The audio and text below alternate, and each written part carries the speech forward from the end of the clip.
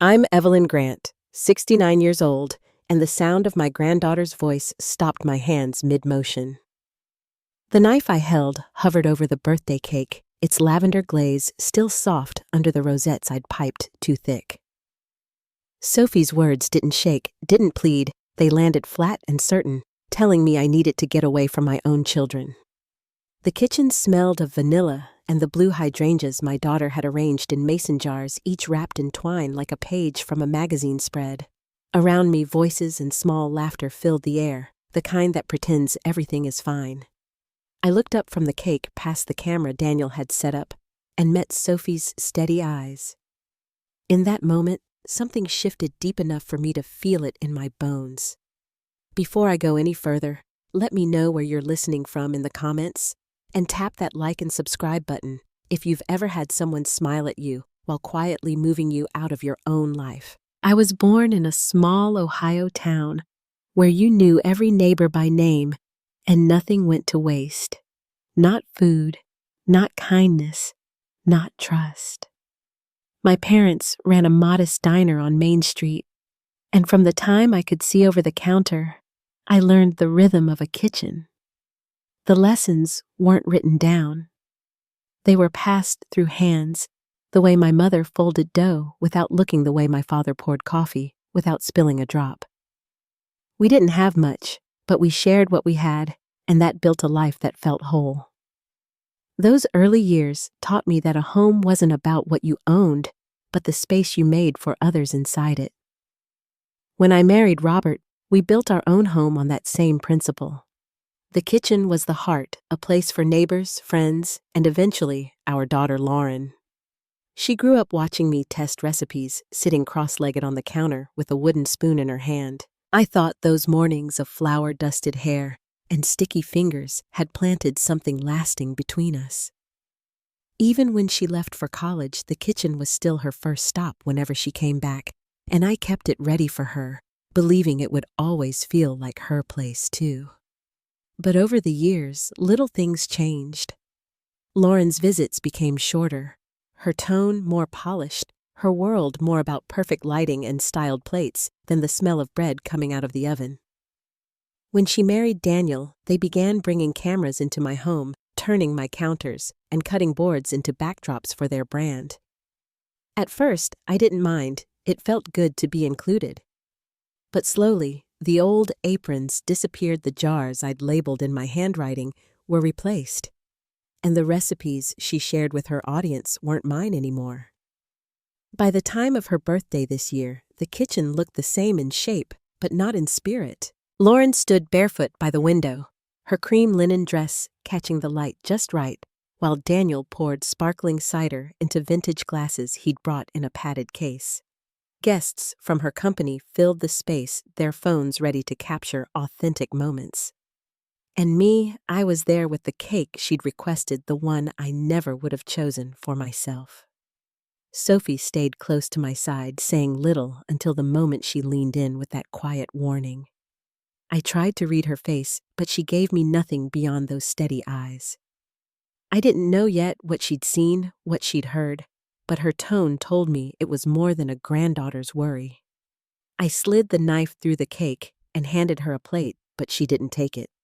That small refusal landed heavier than anything else that night, and it was the first sign that the celebration wasn't about me at all. Sophie waited for me near the pantry once the candles were blown out and the noise in the kitchen thinned. She didn't smile. Her phone was in her hand, the screen dimmed, her thumb resting on the edge like she was deciding whether to show me something. Without a word, she placed it in my palm. The video started with a bit of static. Then Daniel's voice came through, low, casual, the way people sound when they feel completely at ease. "She's almost there," he said. "One more slip, one more time. She leaves the stove on or repeats herself in public, and the doctor will sign the statement." Lauren's voice followed, cooler, more precise. "I've got the script ready. We just need her out before the new product line drops. If we wait too long, it looks messy." My fingers tightened around the phone. Sophie didn't look away. I handed it back to her, then turned toward the counter where a bowl of lemons sat in a neat pile. For a moment, I imagined one rolling across the tile, splitting open just to break the silence. Instead, I reached for a dish towel and wiped a counter that was already clean. "They want me gone," I said softly, not to her, but to the room itself. Sophie's reply came steady. "They need your image, but not your voice." Her words hung there as I thought of every time I'd made room for Lauren at her first recital, when her hands shook after the move she begged for because she didn't fit in, and when her first real heartbreak sent her back home. Each time she came in and settled until the house felt more hers than mine. Sophie stepped closer and pulled a folder from her bag. Inside were printed emails, insurance documents, and a typed schedule for an in-home evaluation by a doctor I'd never met. The papers laid out their plan clearly have me declared unfit, gain control of the studio, the accounts, everything I'd built. I didn't say anything. I just folded the towel and looked out the window toward the herb garden. The rosemary had grown wild, the basil was gone, and something else had taken over in its place. That night, I stayed in the kitchen long after the last light upstairs clicked off. I sat in the corner by the stove, watching the shadows shift along the floor. Every creak of the old oak outside, every groan of the pipes I counted to keep my mind still. But the thoughts came anyway, remembering Lauren as a little girl, leaning on the counter, her ponytail swinging, as she asked me why dough rises, why some recipes call for zest instead of juice. She had been afraid of the gas stove then, so I always lit it for her before she walked in, joking that I was braver than any fireman. The kitchen didn't look the same now. The knobs on the cabinets were replaced, the ceramic canisters swapped for glass jars with her careful lettering.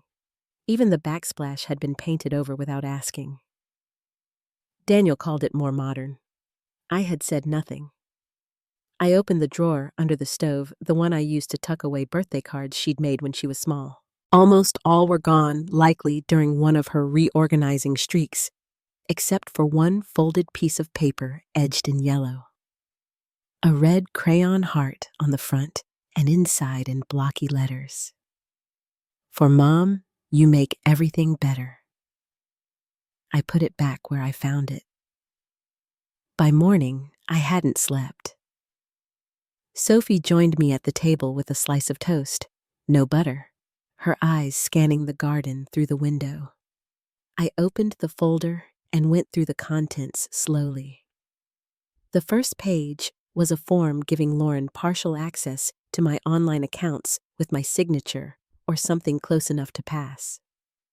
The second was a letter of intent to transfer the cooking studio into a new company she had quietly registered. The third was an unfamiliar insurance policy, naming Daniel as primary beneficiary in the event of my death, the payout far higher than anything I'd signed for.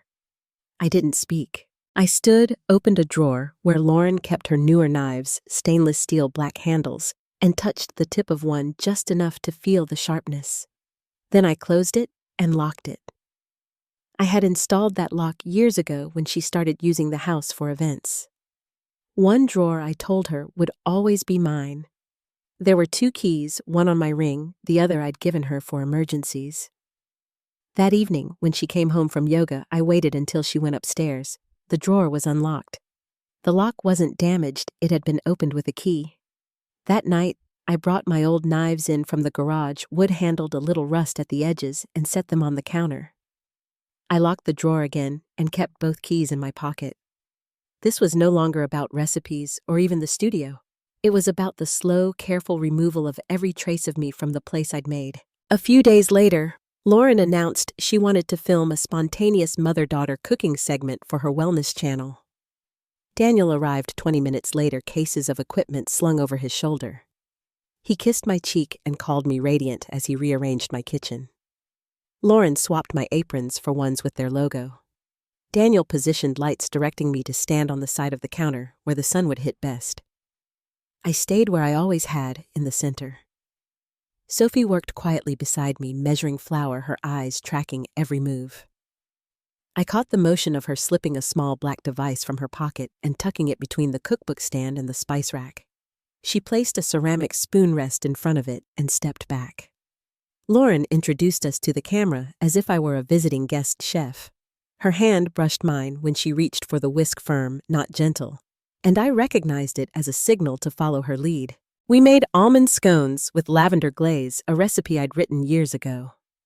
On camera, she called it an inspired fusion. I didn't correct her. The viewers would believe her version. Halfway through, she leaned into the lens, speaking about legacy and generational knowledge with a syrupy tone that didn't match her eyes. Daniel mouthed her lines from behind the camera. When the stream ended, she said the take felt flat, that I needed to be warmer next time, maybe wear something brighter.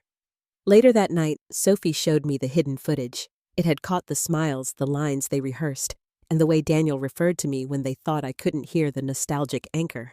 They weren't building a legacy. They were building a product, and I was the packaging. I watched the clip twice, then handed the device back to Sophie without a word. The next morning, Sophie skipped her college lecture. She set up her laptop at the dining table with 3 browser windows open. One a legal site, another, a local news archive, and the third, a profile photo of a woman in uniform. She tapped the screen. Detective Nora Avery, Financial Crimes and Elder Protection Unit, Savannah. Sophie explained how Avery had handled a case where a son used forged documents to gain control of his mother's finances and medical rights, and lost everything when the truth came out. She had already sent a message. I stood in the doorway listening to the quiet rhythm of Sophie's typing and the hum of the refrigerator behind her. On the counter behind neatly labeled jars, I found a recipe card in my own handwriting. Lemon cornbread with honey thyme butter, faded from years tucked away. When Lauren came home at noon, she glanced at it and said it didn't fit the brand anymore before heading upstairs. I slipped the card into my apron pocket. That afternoon, Sophie spoke with Avery.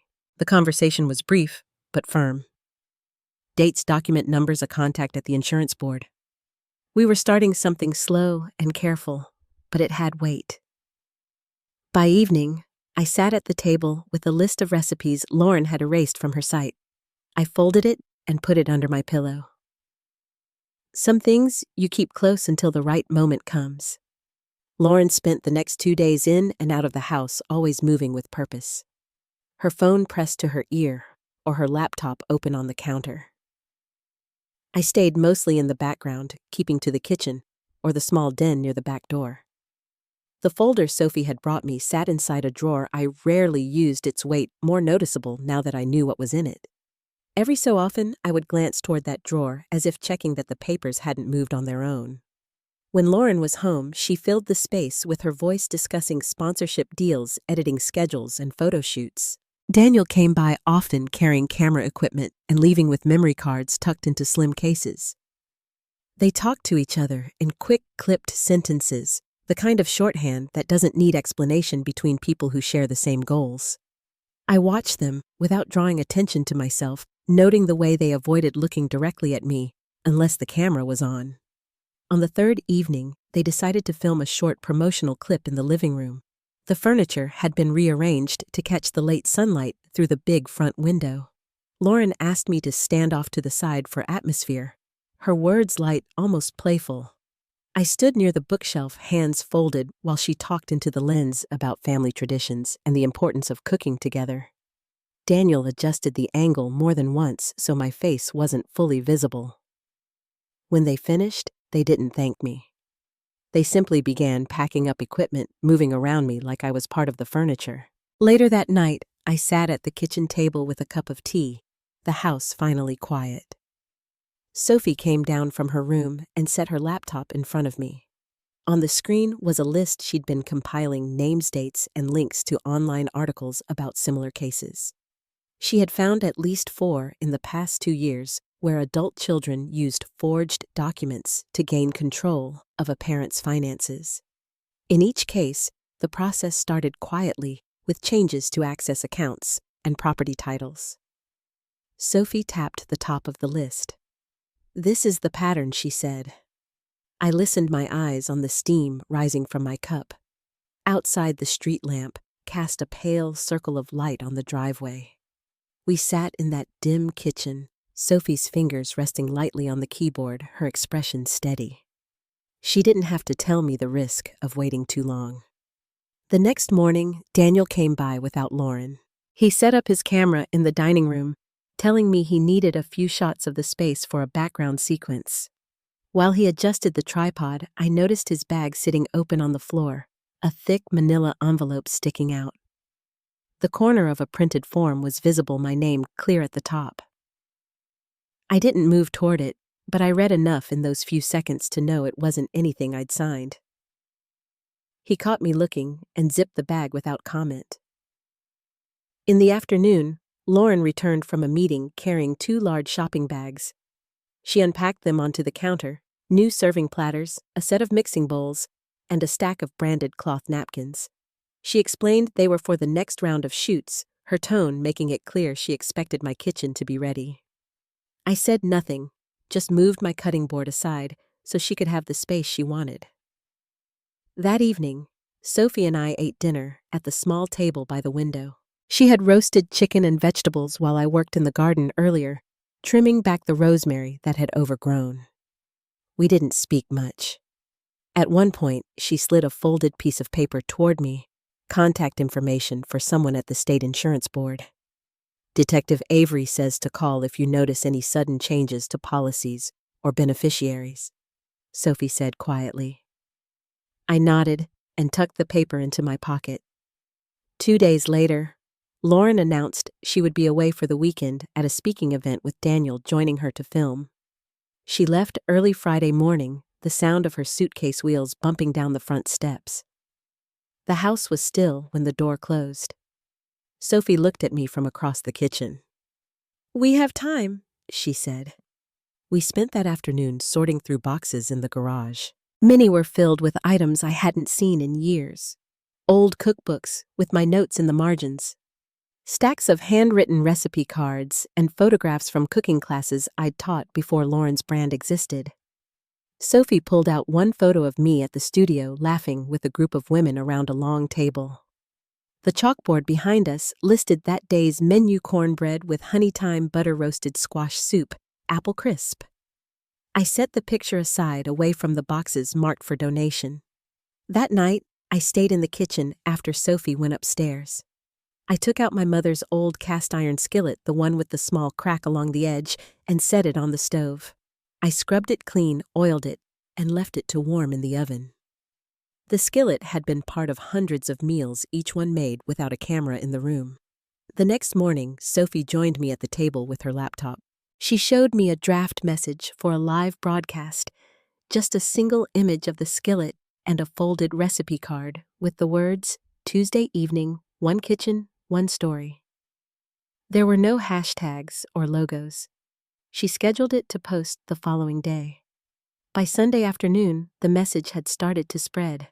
Comments appeared from people I hadn't heard from in years, former students, colleagues, neighbors.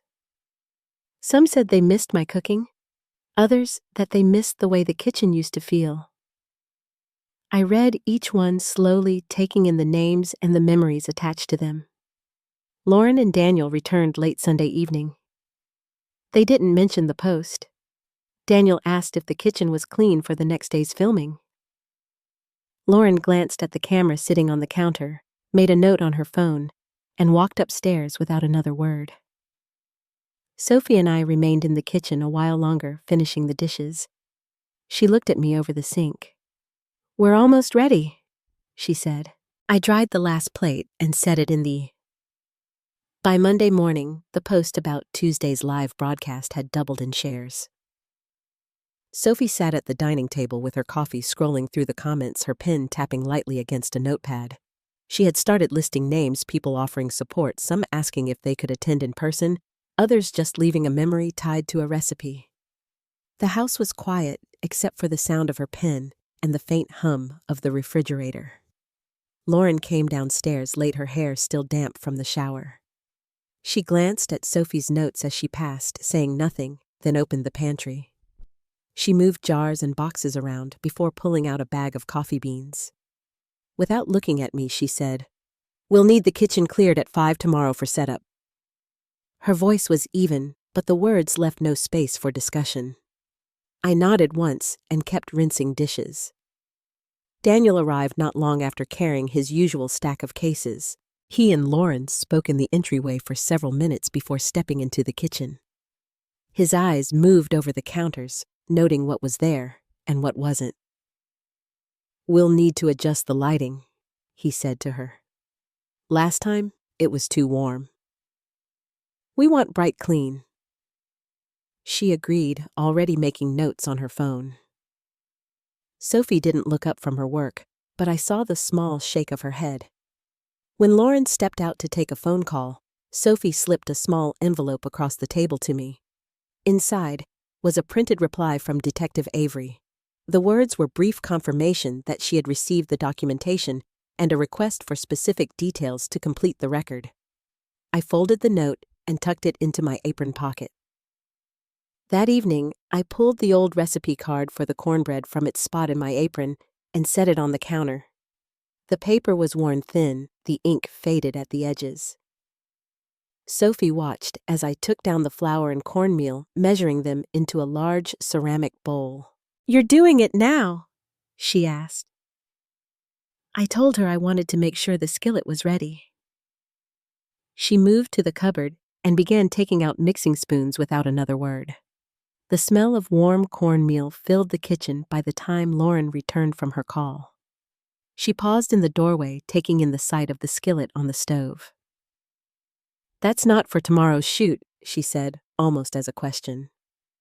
I kept my eyes on the bowl, folding the batter gently. Sophie set the timer without speaking.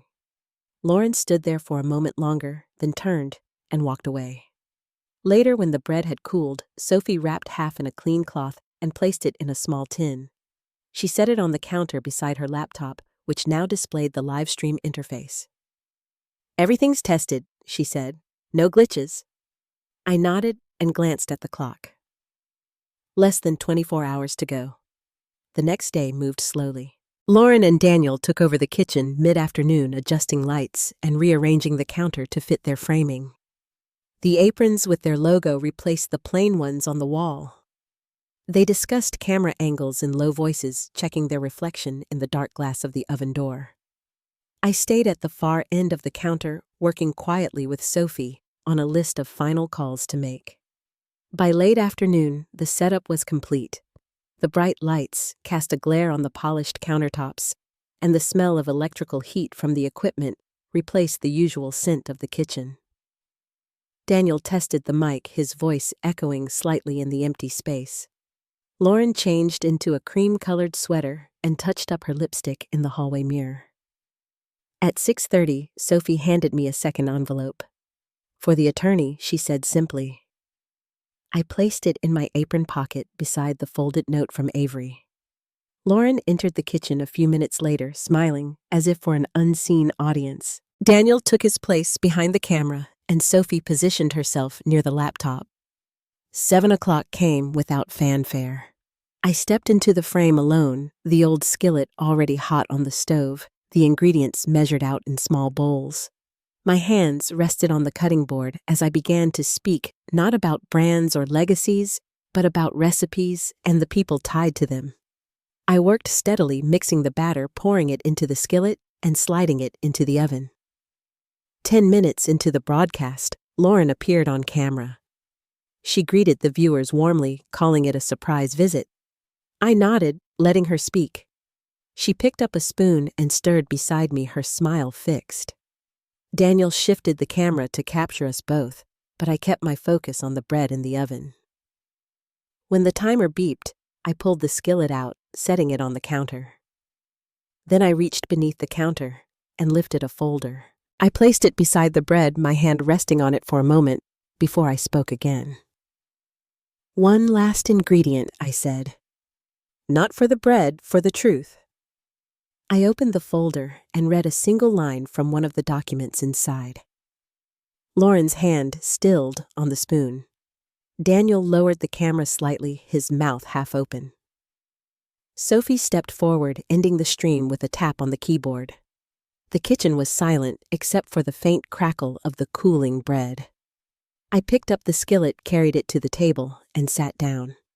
The message had already gone where it needed to go. The kitchen was still holding the heat from the skillet when I woke before sunrise the next morning.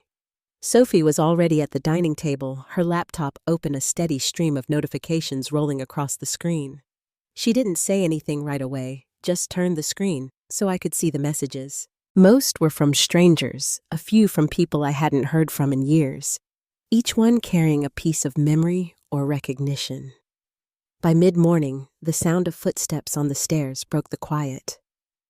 Lauren came down, phone in hand, her eyes fixed on the screen as her thumbs moved quickly. She poured herself coffee without looking up. Daniel followed not long after, pacing, with a call in his ear. His voice was low, but the words carried contract's damage control statement.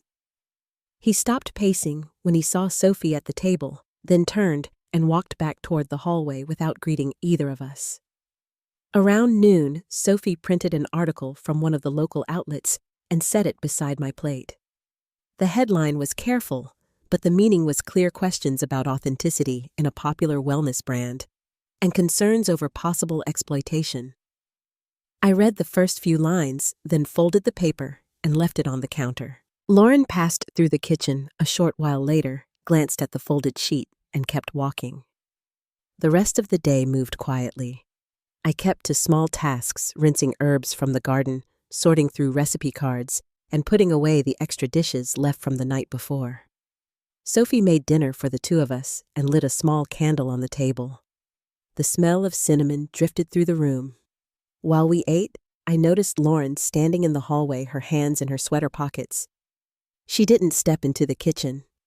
She just stood there for a moment, then gave a small nod before turning away. By the end of the week, the shift was harder to ignore. Lauren's brand deals were being reviewed or quietly put on hold. The studio she used for product shoots stood dark, its lights off and shades drawn. Daniel hadn't been back since the morning after the broadcast. A letter arrived from the licensing board addressed to me. Sophie brought it in from the mailbox and handed it over without a word. Inside was confirmation that a formal inquiry had begun into financial filings and potential misuse of a dependent adult's resources. The language was formal, but it left little room for misunderstanding. Lauren didn't react when I placed the envelope on the coffee table beside the bowl of lemons. She moved through the house as if waiting for something to happen. Phone calls by the window, her voice, low answers clipped. I didn't ask her to leave. Not yet. There was something about seeing the process through to its natural end.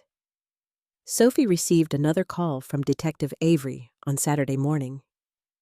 They had reviewed the video footage, verified the affidavit, and were ready to schedule statements. Sophie nodded as she listened, jotting down the date and time. When she hung up, she told me it wasn't about pressing charges unless I wanted it. It was about putting the truth into the record where it couldn't be erased. The next day, I went back to the cooking studio for the first time in weeks. The door stuck a little the way it always had, and the faint scent of flour hung in the air. The chalkboard still held one of Lauren's slogans in neat lettering. I didn't erase it. I simply turned the board over and wrote something new. Legacy does not require performance. I opened the windows and let in the cool air. On the shelf above the counter sat the original articles of incorporation for the studio, signed in my name years before. I took them with me the next morning to the courthouse. Sophie came along, the folder tucked under her arm. The clerk processed the papers, quickly updating the record without ceremony. My name was restored to its place. That night, I stood in my kitchen with the skillet heating on the stove. I measured out the cornmeal stirred in the honey and thyme and poured the batter into the pan. The sizzle filled the room. No cameras, no bright lights, just the sound of bread rising and the scent of something familiar filling the air. Sophie set the table near the window. We ate while the sky outside turned from gold to gray. Lauren's room stayed dark. I didn't ask where she was, and she didn't come down. Some endings arrived with noise, others like a curtain falling in a quiet room. I could feel this one settling in. On Monday morning, I unlocked the studio doors for the first time since my name had been restored. The hinges groaned, as they always had the faint scent of flour and coffee lingering from years of use.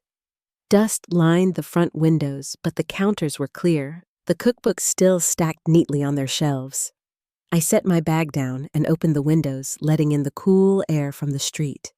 Sophie arrived a few minutes later with a grocery tote hooked over her arm.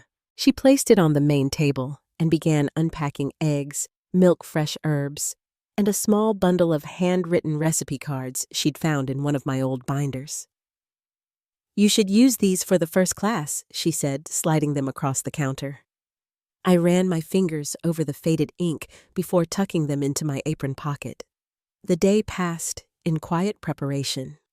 I rearranged tables, checked the pantry, and wiped down the chalkboard wall, leaving the words I'd written untouched. Sophie handled the calls to the women who had reached out after the live stream setting the date for our first gathering. The list wasn't long, but it was steady. By late afternoon, I stepped outside to trim the rosemary in the small planter by the door. A light drizzle had started leaving a thin sheen on the sidewalk.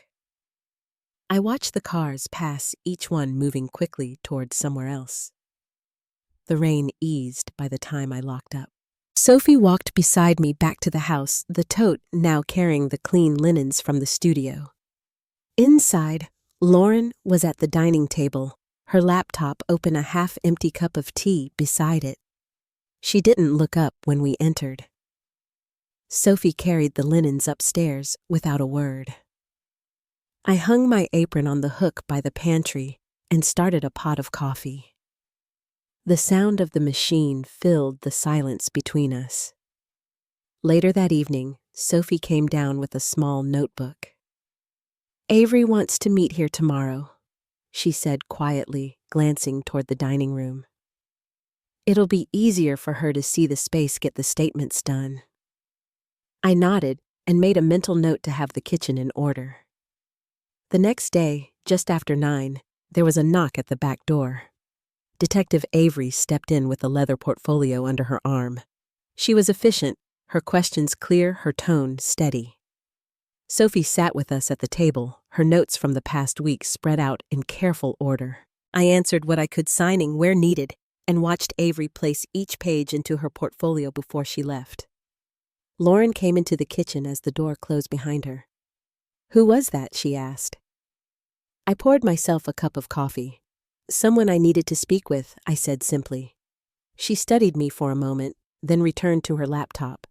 By Wednesday, the inquiries had widened. Sophie received 2 calls while we were at the studio, one from the licensing board and another from a trade association that had carried Lauren's products. Each wanted documentation, which Sophie forwarded without delay. She didn't say much about the contents, only that the timelines matched what we'd already gathered. That evening, we shared dinner in the kitchen. Lauren's chair at the table stayed empty. Sophie told me the roster for Saturday's gathering at the studio had filled 10 women each, bringing something from their own kitchen. She slid the list toward me so I could read the names. A few were familiar from years ago, others entirely new. The rest of the week was spent readying the studio. I polished the glass on the display cases, arranged chairs around the main work table, and placed fresh flowers in jars along the windowsills. Sophie checked the microphone for the small speaker system, ensuring everyone would be able to hear instructions without having to raise their voices. Friday night, I stood in the studio doorway and looked at the room as the light faded. The chalkboard, the long table, the shelves lined with mixing bowls. It felt steady, ready. Sophie locked the door beside me, the keyring jingling softly as we stepped into the evening air. Back at the house, Lauren was in the living room, the television on, but muted. She watched us pass without speaking. Sophie went upstairs, and I lingered in the kitchen, placing a clean cloth over the loaf of bread cooling on the counter. The quiet was deep, not empty, just waiting. Saturday morning came with a pale sky and the faint smell of rain. I unlocked the studio just after 8, the cool air rushing in as I pushed the door open. Sophie followed with 2 grocery bags and a box of fresh flowers. We worked quietly, arranging chairs around the long table, placing cutting boards, and mixing bowls at each seat. She filled small jars with rosemary and thyme, setting them along the windowsills. By 9:30, the first guests began to arrive. Some I recognized from years ago. Others were new faces carrying tote bags with folded aprons inside. There was a soft murmur of introductions as women found their places, setting down the dishes they'd brought. Sophie moved between them easily, checking that everyone had what they needed. I started with the skillet, warming it on the stove as I explained the recipe for the day, a simple cornbread with honey thyme butter. The scent of herbs filled the room, mixing with the faint sweetness of sugar being measured into bowls. Hands moved steadily, spoons scraping against ceramic voices, blending into the rhythm of shared work. As the batter came together, stories began to surface. A woman named Carol mentioned making biscuits every Sunday for her grandchildren. Another, Linda, talked about the recipes her mother had written on the backs of grocery lists. Each story settled into the room like it belonged there. Halfway through, I stepped back to let them work, watching as they folded batter and poured it into pans. Sophie took a few notes in her small notebook, glancing up now and then with a faint smile. The bread baked quickly, the golden crust forming under the warm air from the oven. When the first pans came out, we gathered at the table to slice and share. Butter melted into the warm bread, steam rising as plates were passed. Conversation flowed easily now. No scripts, no cameras, just the sound of people enjoying food together. After the last dish was washed and the tables cleared, the women lingered by the door, exchanging phone numbers and promises to return. Sophie locked the door after the last guest left, her notebook tucked under her arm. "They'll be back," she said quietly. I nodded, wiping down the counter one last time. We carried the leftover bread home in a cloth-lined basket. Lauren was in the kitchen when we walked in, her laptop open and paper spread across the table. She looked up briefly, her eyes moving from the basket to my face. "Busy morning?" she asked. I set the bread on the counter without answering. Sophie took the basket upstairs, leaving just the two of us in the room. Lauren closed her laptop slowly. "I heard from one of the vendors," she said. "They're stepping back for now." Her tone was measured, but the words landed heavily in the quiet kitchen. I poured a glass of water, the sound of it filling the space between us. She didn't say anything more, just gathered her papers and left the room. I stood by the counter, my hands resting on the edge, listening to the creak of the stairs as she went up. Sophie came down a few minutes later, the empty basket in her hands. That evening, we ate at the small table by the window. The last of the cornbread sat between us, the candle flickering in its holder. Outside, the street was still, the light from the lamppost spilling across the sidewalk. The quiet felt different now, less like something missing, more like something settled. Before heading upstairs, Sophie paused at the base of the stairs. "We'll need more chairs for next week," she said. I nodded, already picturing the studio filled again. The next Saturday, the studio filled earlier than usual. Sophie had arranged the extra chairs we'd talked about, and the tables were set with fresh linens. The smell of coffee drifted through the room as the first guests arrived, greeting one another with warm smiles. I watched them settle in, women from last week, now returning with friends, their voices carrying the kind of ease that only comes from being welcomed somewhere. The class moved at its own gentle rhythm. Mixing bowls scraped softly, measuring spoons clinked against glass jars, and laughter rose now and then over the steady hum of conversation. I found myself stepping back more often, letting Sophie guide the group while I refilled coffee cups and made sure every seat had what it needed. When the baking trays went into the oven, we gathered in a loose circle, sharing stories the way people do when there's no rush to leave. Carol brought out a photo of her grandchildren, passing it around the table. Linda offered a recipe card written in her mother's hand. The ink faded, but still legible. Each moment felt like it belonged, nothing forced, nothing hurried. By the time the bread was done, the whole room smelled of rosemary and butter. We cut thick slices, serving them while they were still warm, and ate together at the long table. Outside, the rain had started a soft patter against the windows that only made the room feel cozier. When the last guest left, Sophie began clearing dishes while I wiped down the counters. Lauren arrived just as we were finishing her coat damp from the rain. She stood in the doorway for a moment, taking in the room. Then she walked over, handed me a folded sheet of paper and said, "The vendor's back on board. They want to partner after all." Her voice was steady, but there was a hint of something lighter beneath it. I unfolded the paper, scanned the message, and handed it back. No grand speeches, no drawn-out explanations, just a quiet acknowledgement that things had shifted. We locked up the studio together, stepping into the cool evening air. At home, Sophie curled up on the couch with a book and Lauren made tea. I stood for a moment by the kitchen window, watching the rain slide down the glass. The past weeks had been heavier than I'd expected, but now the weight seemed to rest somewhere else, no longer pressing down the same way. It struck me then, sometimes justice doesn't arrive with fanfare or headlines. Sometimes it comes quietly in the form of a door that stays open, a voice that returns, or a space that feels safe again. And sometimes it's enough to simply keep going, knowing that the small, steady acts matter just as much as the big ones. If you've ever had to keep moving forward when it felt easier to stop, I hope you'll share your story. And if this one stayed with you, pass it on. You never know who might need to hear it.